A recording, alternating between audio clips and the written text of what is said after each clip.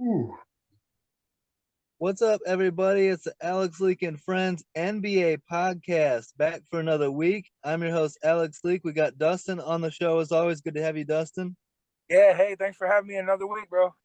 Absolutely. And we got a great guest with us, his second time on the show, Xavier XMan McDaniel. Great to have you, Xavier. Hey man, thank you for having me. Yeah, it's an honor. Great, talking with you, anytime we get.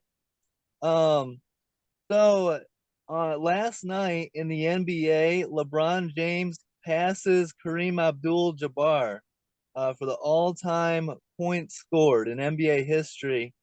What an accomplishment! Did you ever think that Kareem's record would be broken?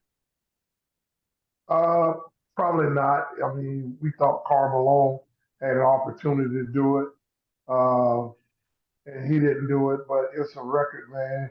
Um, that people look at it. You talking about 38? You talking about almost 40,000 points, and that's probably somewhere LeBron's going to finish at in his career because he's saying he still thinks he's got 2 or 3 years left. So only time will tell, man. But you know what? Records are made to be broken, and Hmm. I'm very happy for LeBron James. Um, yeah, I mean, 20 seasons already, and he wants to play a couple more. That's incredible. He's done a great job taking care of his body and all that.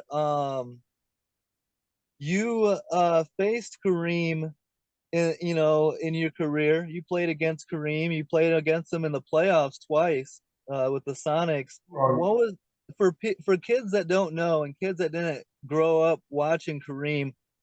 How good was Kareem, and what was it like to play against him? um, Playing against the mighty Lakers were tough. You got to realize they basically got Kareem, Magic, and Word, the Hall of Fame. Byron Scott, borderline, and you can kind of say AC Green, kind of borderline Hall of Fame. Um, and they were tough, man. Those guys were tough.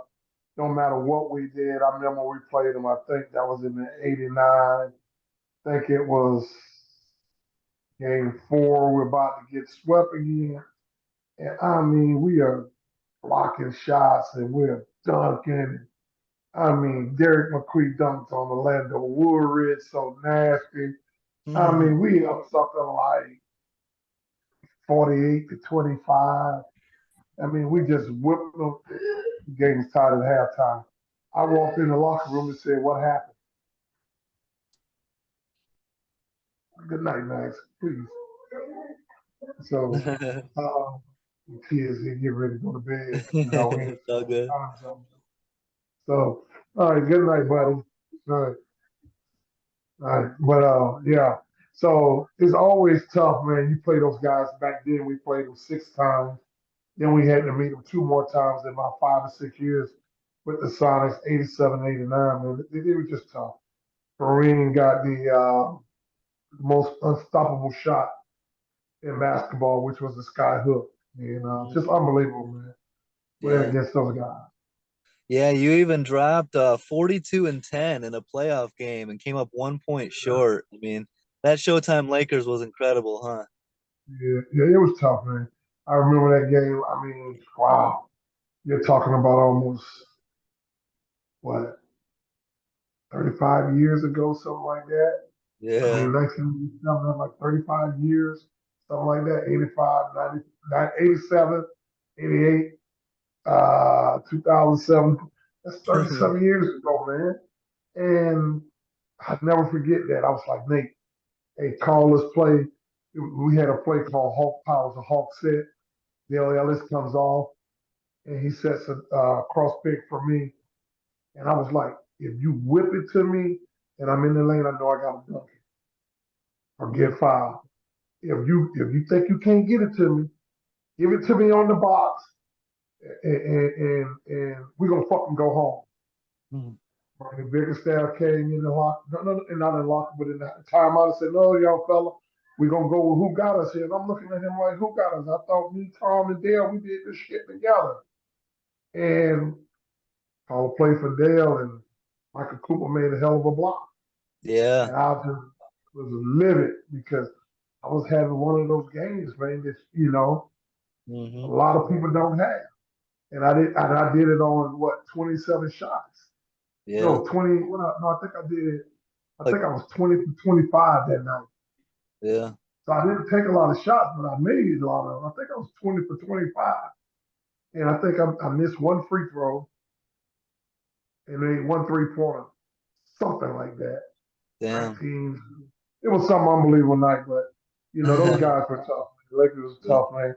But hey, man, I give my congratulations to LeBron. He's been a great ambassador to basketball. Him and Chris Paul have helped old guys like myself with insurance, where I was paying like $1,200 a month for insurance, and I don't pay anything for insurance. So, Nice. hey, man, these young guys, and well, LeBron's an older guy now. He's about to be with me, the old timers. But I mean, he just did a lot of things, man. And when you're a guy like LeBron James, Magic Johnson, Michael Jordan, Patrick Ewing, there's a lot of scrutiny come with it. I think he's done a great job. Yeah, I agree. Yeah. Dustin, go ahead with number 3. So, having watched LeBron's whole NBA career, do you think he has a case of being the greatest of all time? And also, how do you think he would perform in your era with guys like you, Rodman, Oakley, Lambeer, all the tough guys? Hey man, I've always said this: whatever era you played in, you can play in any era. Mm-hmm. All eras are different. Like in the 50s and 60s, guys didn't jump that high. What you had, Elgin Baylor, um, what's his name, Connie Hawkins. Mm-hmm. You had a few jumpers. I just think you play in any era, you can play. If you play in 2023, 2023 season, you can play in any era. You played in the 50s, you can play in any era. 80s, same thing. I just think that people get caught up, man. It's going to be great players when I'm gone, when LeBron gone. And the same debate will be going on and on. I just think that during my time, I looked at Doc in the 70s. I look at Magic and Bird in the 80s. I look at Michael in the 90s. Uh, then you're looking at LeBron. I would say after about 2009, 2010, he's been the best Mm-hmm. player in the world. So, Yeah. uh, yeah, I mean, we're going to continue to have this debate because there will be someone else. Mm-hmm. Who's it going to be? Don't know right now. Yep. You think it's going to be Zion, who's from my home state, or Jay Morant, who's from my home state? Don't know. But somebody is going to emerge as that next superstar, and how he's going to handle it. And then that discussion will be going on again, man. There's so many great guys, man. That I, it's no doubt about it. He's one of the best players to ever play the game. Ain't no doubt about that. Yeah. But So, I like Michael, and the reason why I like Michael as being probably, I think Mike is more of an assassin. Mm-hmm. Now, do I like what Michael did in the last dance? Probably not. Just glorify. He didn't need to do those things. But Mm-hmm. I think LeBron is a better Scottie Pippen to me. He's a better Scottie Pippen. Mm-hmm. He's a better Paul Pierce. Not Paul Pierce, but Paul Presley. Back in the day, they those point forwards that could handle. Marcus Johnson. Um, I look at him, and if I ever played with him, I know the ball's going to come my way. Mike was a scorer. So to me, they are two different type players. They play different positions. Uh, but I look at LeBron as being a better Scottie Pippen. And, Scottie Pippen was not bad himself. These Yeah. guys, I mean, that's the greatest thing about the NBA. It's so many people that play this game and is really good. A lot of Mm-hmm. people, they don't even talk about Bird being one of the best players in the history of the game. And that is crazy to me. Yeah. Or Magic Johnson. You know, I love the young guys. I tell people all the time, I love them. They make money. They doing things that I tried to do when I was in New York, buying out my contract and trying to set myself up Mm-hmm. and stuff. I like the control that these guys got. A lot of older players don't like it, but I like it because I got screwed by the owners Yeah. 30 years ago, where I got maybe like one or two offers on the year I had in New York, coming off a hell of a playoff run. So Yeah. I'm very thrilled to see these guys taking control of what they want out of basketball, and if they don't like it, they demand trade. You demand a trade when I'm playing, they'll just sit your ass on the bench. Wow. So I like the guys, and I think basketball. I mean, you see a new wave of talent coming up. I just mentioned a couple of names. Uh, Brandon Ingram is coming back, and he looked really good the other night. I was watching the game, so uh,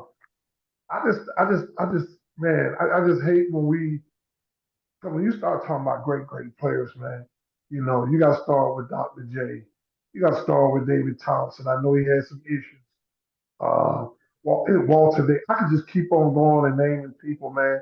Dominique Wilkins, um, Kevin McHale, all these people, Tiny Archibald, all these people play different positions, but they're really good at what they do. And yes, I think this put him on a position where you can say he's the king of the top because he's the all-time leading scorer. I think he deserved it, and whoever I think he deserved it as being considered one of the top players, and I think he needs to be on Mount Rushmore because he is the all-time leading scorer. Man, do you know what the body of work that takes? Yeah. That takes a lot of body of work, man. So my hats off to him. If I hadn't seen him, I think it was last time I seen LeBron James, 2004 All-Star game. We had the same party. He looked at me. We just started laughing, and we shook hands. Me and him, Carmelo Anthony, and a couple guys. So, hey man, I just say, hey, great job, man, great job. That's all you can say to a guy. Great job. You did good. You did a Yeah. good job. Yeah. Absolutely. Go ahead, Dustin. Did you have another one? Oh yeah. I just wanted to ask. How do you base your greatest of all time on? Is it championships? Is it talent, or is it what they've done in their whole career? Um, and this is what I always say too to people I talk to. Basketball is the only sport that Hall of Fame is based on championships Mm-hmm. and the type of great player. Now, I know Barry Sanders because he's from Wichita, Kansas. He used to live not far from me. Barry Sanders, Gale Sanders, some of the greatest football players in the history of the game, right? Yep. But they got no championships. You go to baseball and you look at a lot of the baseball players that play, uh, and they don't have championships, Yep. but they're first-time Hall of Famers. But in basketball, outside of Dominique and maybe Charles Barkley, a few people, everything is based on championships. And I don't think that can really define a guy what type of player he is by him not having championships. Maybe he was on a get drafted like me. I kind of helped build the Sonics, and then I got traded. And Mm-hmm. then the Lakers got old, and Sean Kemp and Gary Payton took off with it. Yep. So with George Carl. So um, things can happen with guys, or you look at Dominique and the things that he did. I think he got like 27,000, 26,000 points, 25,000 points. And he played on some very bad teams with the Hawks and the Clippers. And when we were in Boston together, we made the playoff, but we weren't a very good team.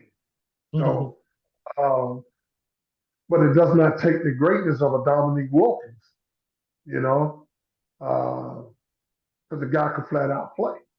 So, but you get guys, man, that played on bad teams. they don't get the same accolades as a guy who won. And we Yeah. know the NBA. I always tell people also the NBA is about ratings. Hmm. I remember when I was at Summers, we went to that big thing in '87. People were looking for us to make that jump like Detroit did.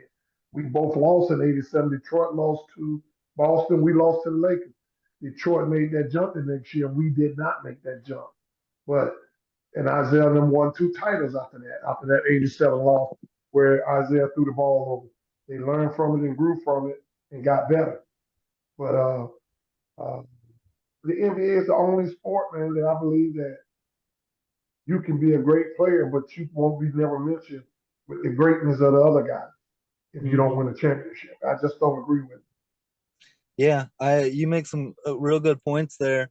Um, what do you think of? So kids nowadays, they look back and they like to call people plumbers from the past eras and stuff like that. They got these, these jokes or whatever. What do you think of kids that like label a player based on how he looks? Like you played with Tom Chambers, who was an absolute athlete, an incredible dunker, and then they love to hate on Jeff Hornacek, and I know he was a solid player. Yeah, Hornet was, hey man, great guy, man. Outside of Tom, uh, Hornacek, who I talked with a lot when Hmm. I played for Phoenix, him and Miguel Knight, Cedric Sabalas. Um, I'm telling you, man, Hornet could shoot, man. That guy could really, really shoot. Great guy. I mean, he just looked like the next door neighbor, but he was a really good player. And for someone, uh, came from Iowa State, I think. Hmm. And I don't even know if he got drafted. If he did, I think he might have went second or third round, something like that. That's when the NBA 7, 8 rounds back then. But a guy came in, nobody knew nothing about, and made a name for himself. Hmm. Great guy, man. You ever get a chance to talk to him? He's a great guy. Awesome, yeah. Go ahead, Dustin. You gonna do four? So yeah, with LeBron pass, they also lost to the Oklahoma City Thunder and sit in 13th place in the Western Conference. Do you think LeBron and the Lakers still have what it takes to capture another championship before his career is over? That's going to be tough because you're talking about a 38-year-old dominating the basketball. Hmm. I'm not sure. I think okay, my whole thing is when they won it with the COVID year with no fans in it, why did you trade and get rid of everybody? Yeah. You win the championship, you run that back. Yep. They traded to get better, but you had AD inside, you had LeBron all around, and you had shooters, Kuzma and Caldwell Pope. You had the Danny shooters Green. around you. Danny Green. Yep. Why did you break that team up? Everybody always talking about getting better. But when you win the championship, you're supposed to run that back. They broke that team up. So I'm not sure if he's ever going to get back. And in what they call it, the modern day basketball, Michael Jordan got the most rings in the modern day. I don't think the NBA really wants that broken. So he's Yeah. got Magic with 5. The only person who got more rings than Michael is Russell. Big Shot Bob.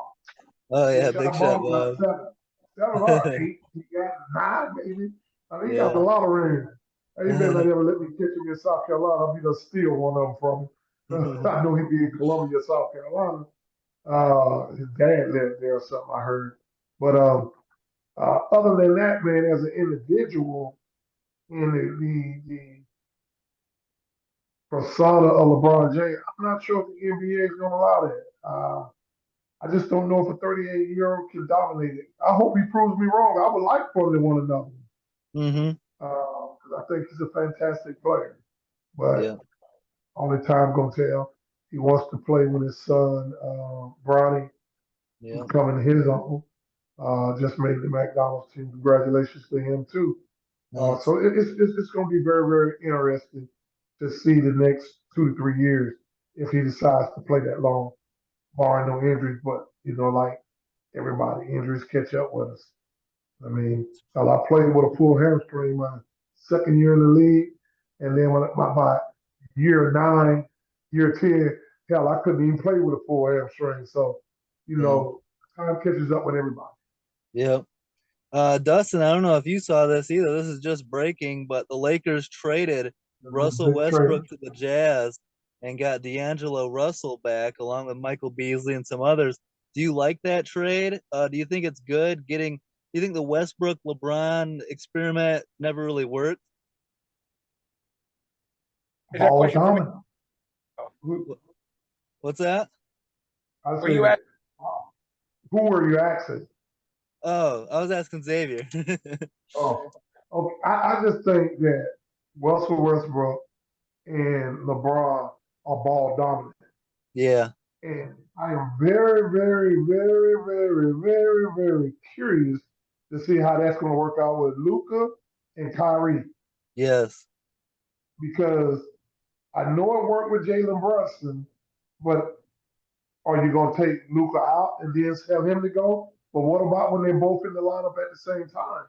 And that's the issue that you got with LeBron and Russell Westbrook is that they're both ball dominant and there's no movement. It's like put me on the side of the floor and everybody spot up. Mm-hmm. And I try to go 1-on-1. If I ain't got a shot, I throw it to a guy with 7, 8 seconds left. Either he got to throw up a shot or a bad shot, or he has to try to go 1-on-1 if he gets the ball at 8. But what if he gets it with 3 or 4 seconds? I tell guys all the time, if you're going to hold the ball under 7 seconds, don't throw it to nobody. Keep it. I used to tell Mm-hmm. Tom Chambers that all the time. Well, it's I couldn't get the shot off. Well, then you need to throw the ball out earlier because now people are taking bad shots, and that's what a lot of times happens is guys get the ball and they get kicked to them in but a few seconds to catch and shoot. But I'm very curious to see how that work out, and I think that's what happened with those guys. They never learned to play with each other because they both are ball dominant. Yep. And I'm very curious. You heard that? Very curious to see what happened with Luca and Kyrie with that. So, Yeah. but I'm glad Westbrook got traded. Mm-hmm. And sometimes it ain't always good to go home. So I think he's been a fantastic player over his career, and people have disrespected him. Yes. Uh, I knew when he first came out, I was like, wow, the Sonics just drafted a guy 9 points, but he proved me wrong. He Mm-hmm. proved me wrong. And I was like, oh shit, I'm a Westbrook fan now. Because I Mm-hmm. just thought that coming out, and I know college is a little different. Think about Doc Rivers at Marquette, kind of struggled, but became an all-star and a very, very good pro. So I did know that, but I mean Westbrook took to the NBA was more his style because more up tempo. So I'm glad he got out of LA and now he's in Utah. And when we start texting, I had just went to start catching up on my news for the day. So I had Nice. just seen it, but I didn't know who got traded. I just knew it was Utah because I had just started to read when we start texting, and I kind of got off it. But I'm happy for Westbrook to be moving on. Plus them high ass taxes out in California too. Absolutely. Dustin, go ahead with number 8. That'll be our last question. Alrighty. So, do you like the modern NBA and all the 3-point shots? And do you think that the new game is a lot more soft now? Because multiple players have said it's more difficult to play in Europe overseas. Well, I just think my era there was a lot more plays. When I first got into the league, they used to ISO and it used to be like we going to Philadelphia. They said when Doc get on that wing, do not let him go back there, force him out, and kind of give him the J. So people were doing that for a long time.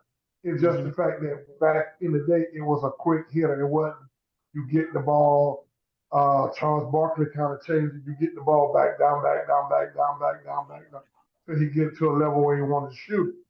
But um, I I would like to see a little bit more movement, Mm-hmm. because you got 24 seconds. You can do a lot in 24 seconds. Yeah. But we know how these analytics are, and analytics have changed the game where analytics are saying, if you take 5 shots and you make 4, you got 8 points. Well, if you take 5 threes and make 3, you got 9. Or you take 2, you got 8, you just down 1. The problem you got is the analytics don't talk about that when you get late in the game. And you got these guys still horsing up threes. And I spoke about this before. The Houston Rockets could have went to the finals if they would have just took some twos. But they kept shooting threes and went something like 3 for 23. You're never going to beat Klay Thompson and Steph Curry. But they're 2 of the greatest shooters in the history of the game ever seen. Yeah. And they play on the same team. So they're going to always be in games. I just think if you get up on them, you have to take some twos. And then you got to try to defend them when they are shooting, because they were shooting bad for 3 quarters.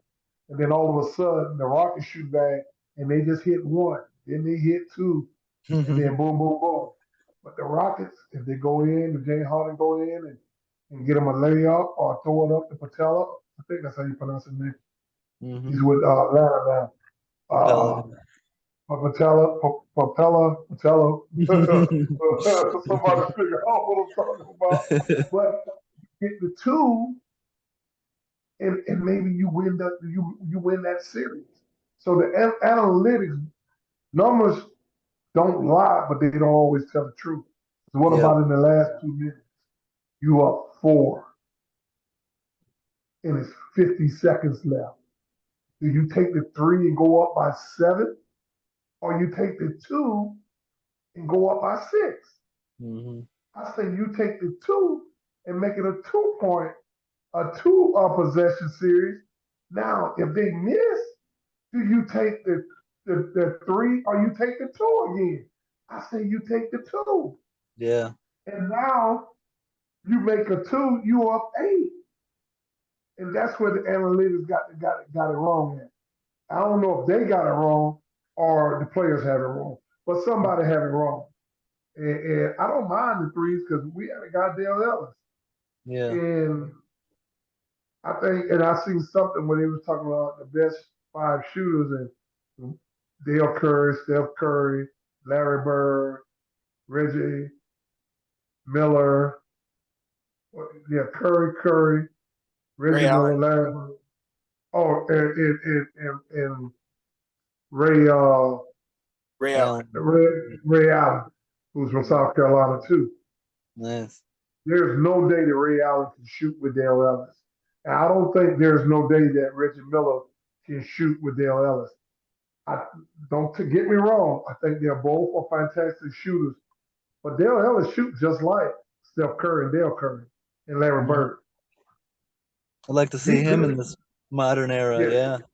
Yeah, I would hate to see them with the quick and dead because I know he would have shot me dead. So I look at Dale Ellis as one of those top 5 shooters in NBA history. Craig Hodges is in there. Yep. Hornacek is in there. I mean, you can go with a lot of players who's in there. But Dale Ellis, I mean, you think about it. People are just starting to break his record and beating him by far. And back in the 80s and 90s, we wasn't shooting that many. So just imagine he was in today's game in the way he shot it. Because now, you got a fast break. These guys pull up for threes. We were going in for the dunk. So the game is just totally different. I just don't think the analytics broke it down to the players and the coaches because and D'Antonio, who's from South Carolina too. I mean, I was about to go to Myrtle Beach and find his brother and say, man, tell your damn brother to get some tools, man. And I know his brother. So, I mean, it's like, it's great to shoot the 3 and it's great to make them. But I just also think that you got to be wary of when you need to take those tools. Yep. Yeah, some good basketball IQ to go with it, and then get to the Yeah, paint, maybe get to the line. You know, you get an and one, there's a 3-point play. You don't even need to shoot it, you know? yeah, yeah. It just have taken the big game, the big people out the game. Yeah. You think about guys like Patrick, Ralph Sampson, Kareem Olajuwon, David Robinson. The analytics are saying they need to shoot the three. Yeah. I don't agree with that. Yeah. You're trying to tell me Kareem Abdul-Jabbar can't play in this day game because he can't shoot the three, or Moses Malone, No. or There's even Shaq. a guy, Shaq. Come on, man, stop. So the game is still basketball, but think about it. When Steph Curry leads the game, he changed the game, Yeah. and uh, I think that at some point it may get back because I'm looking at high scores now. You guys play no defense. I remember when I first got in the NBA, nobody played defense in 1985, 86. The Really? Denver Nuggets was the highest scoring team at 125 points a game. Wow. If you didn't score 120 points, you were considered a bad offensive team. So the game come back around, it's just the three-pointer kind of is up over it now. So when Yeah. people be talking, the guys in the NBA did not play defense until the fourth quarter. If you go look up, if you want some homework, go Yep. look up 1985, 86, and you can look all the way up until about 88, 89 when Detroit started winning, and start looking at the numbers, and you'll look and see 30, 30, 30 plus, high 20s, high 20s. But then you go look at the fourth quarter only has 21 points on Hmm. a close game. You got to go look at the close game, not blowout. If you look at a close game, NBA start playing defense the last quarter. That's why the last quarter used to be the low. So everybody's scoring. You got 100 points going into the fourth quarter. You got Hmm. 100 plus points. But that fourth quarter, guys grabbing, guys scratching, guys elbowing, guys being physical, and they play that tough defense in the fourth quarter. So if you score 14 points in the fourth quarter, your team probably ain't had but 21 to 25 points in the fourth quarter. Hmm. Sometimes I've seen where we have 18 because it was, guys get after it. That's how they did things back then. Unless things got kind of chippy, some guy Hmm. might have caught an accidental elbow, things got chippy, and things happen. But You were never a you part of go, that though, right? yeah, I might have been to a few of them. I might have went to the party. I might have went to the party with good intentions and close it down. But I Hey, mean, What's up, go Dustin? ahead. sorry about that. I was just gonna ask, do you appreciate watching better defense or better offense when you're watching a game? I want to see both. Hmm. I want to see. I want to see guys just get after it. Because if you get after it, you're going to see both. Yep. NBA players are talented, and people may see guys like, let's say, a Marcus Smart, but people don't realize that Oklahoma State, he was a big scorer. Hmm. Al Horford, guys, these guys, NBA players are just special guys, and I would just like to see them just get at it a little bit more. But I tell people all the time, I read about Michael Jordan. I read about Patrick Ewing. I read about Arthur Sherrod, Cliff Levingston, Antoine Carr, Sam Bowie. I'm just naming some guys. Dominique Wilkins back in the day. You go to Street and Smith back in the day. And I even see my name in there, Street and Smith, Xavier McDaniel from South Carolina. Hmm. So I wasn't friends with none of them, except the ones that went to Wichita with me. Hmm. I wasn't friends with them. AAU has allowed these guys and social media to stay in touch. Like, Yep. I knew Wayne Tisdale in high school. I never talked to him except when I ran into him. Like, I met him at BC camp. I was a rising senior. He was a rising junior. I didn't see him again until we was in Colorado Springs for the Pan Am tryouts. So social media, cell phones have allowed these guys to meet each other and kind of continue a friendship. Or like a Otis Smith who played for Jacksonville. He was at the BC camp, you know, like me and Barkley was there in college, first time I met him. So you see guys in my era, we might have met each other at some point, but we didn't have a continuous relationship with each other because who could afford a cell phone back then? Mm-hmm. Ain't nobody sitting at the payphone talking for an hour or 30 minutes. There was no social media or anything. So these kids today know each other from the time they're about 13, 14 years old, and they have a bond. So it's a little bit different. You know, when I played, everybody would almost kill each other sometimes. You Yeah. hit a guy the wrong way, they say you hit Lonnie Shelton the wrong way, he gonna come at you. And then they got Edgar Jones.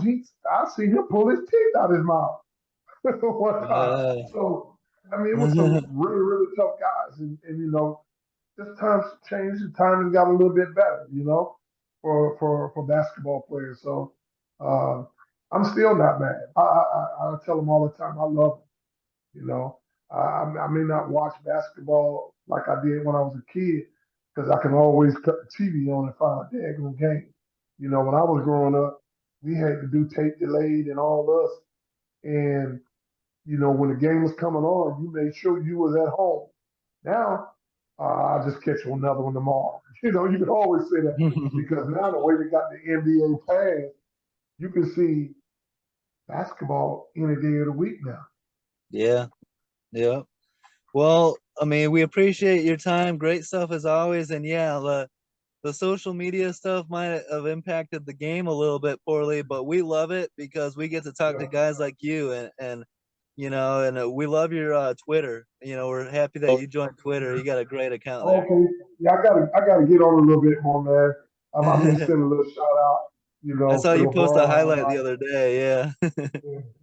So But you know, I'll be on it, but sometimes I go quite a while without posting some stuff. Sometimes I'm still trying to get used to it.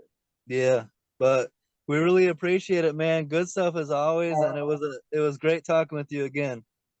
all right, thank you. Y'all have a Yep. great night. Yep, you too. Have a great All week, right. guys. Don't forget to like, subscribe, leave a comment. Let us know what you think, and have a great week, guys. Peace out.